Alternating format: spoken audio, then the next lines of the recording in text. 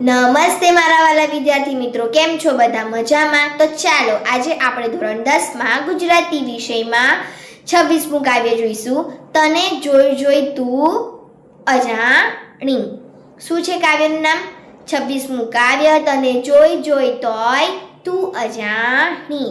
કાવ્યના કવિ કોણ છે? રાજેન્દ્ર શાહ. બરાબર, ચલો તો જોઈશું આપણે. તને જોઈ જોઈ તોય તું અજાણી કાવ્યમાં રાજેન્દ્ર શાહે પ્રકૃતિ પ્રિયતમાને ઉદ્દેશીને કાવ્ય રચના કરી છે. કોને? પ્રકૃતિ પ્રિયતમાને ઉદ્દેશીને. કાવ્યને અન્ય દ્રષ્ટિથી વિચારતા કવિએ આ કાવ્ય રચના કવિતા દેવીને ઉદ્દેશીને લખી હોય એમ લાગે છે.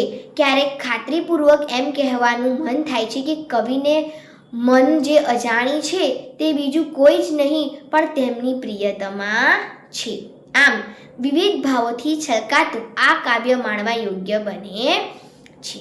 ચલો કાવ્ય પર જઈશું. શું છે કાવ્ય?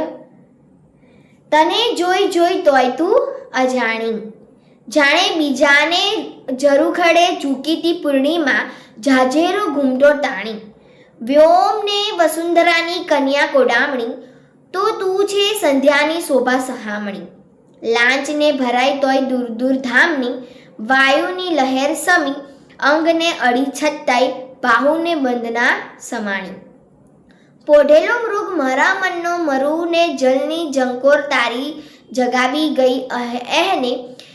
સીમ સીમ રમતી તું નાવતી જરીકને, સાબરના નિત્રેલ નીર તું ભલે હો આજ મારે તો ઝાંઝવાના પાણી.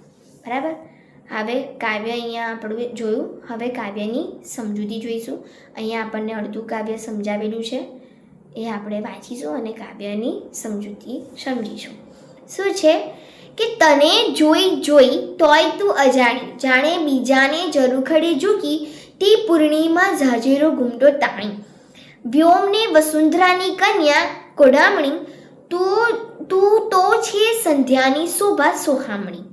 લોચને ભરાય તોય દૂર દૂર ધામની, વાયુની લહેર સમી અંગને અડી છતાંય બાહુને બંધ ન સમાણી. આપણે અડધી કાવ્યનું અહીંયા સમજૂતી આપણે જોઈશું. બરાબર, એકમ 1માં અહીં કવિ પ્રકૃતિની વાત કરે છે. શેની વાત કરવામાં આવી છે? આમાં પ્રકૃતિની વાત કરવામાં આવી છે.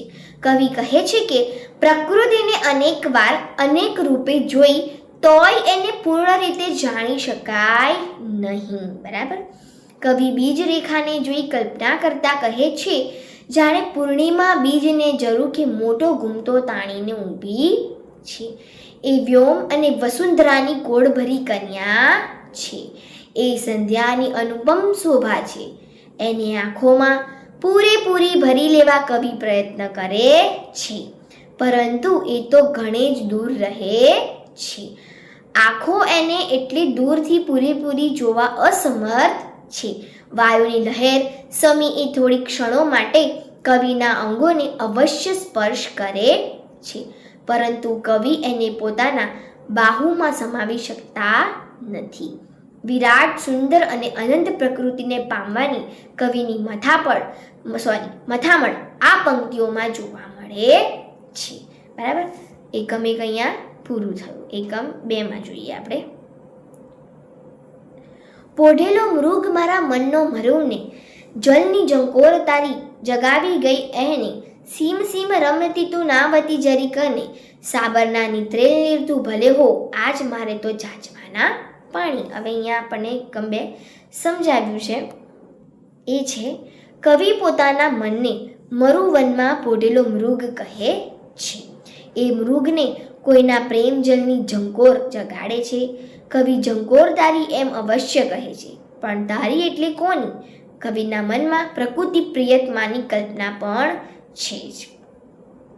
કવિ કહે છે કે તું ભલે ને સાબરમતી નદીના નીતરેલા જલ જેવી શુદ્ધ અને સુંદર હોય, પણ મારે માટે તો તું ઝાંઝવાના જલ સમાન આભાસી છે, કેમ કે તું અત્યંત દૂર છે. વળી તું મારી પાસે આવતી નથી. તું અસીમ છે. કવિની પ્રિયતમા સ્થૂળ દૈહિક સૌંદર્ય ધરાવતી કન્યા નથી, પરંતુ અસીમ પ્રકૃતિ પ્રિયતમા છે. જો કે આ કવિના મનને મધુર જણકારથી જાગૃત અવશ્ય કરે છે. બરાબર, અહીંયા આપણું 26મું કાવ્ય પૂરું થયું. Thank you.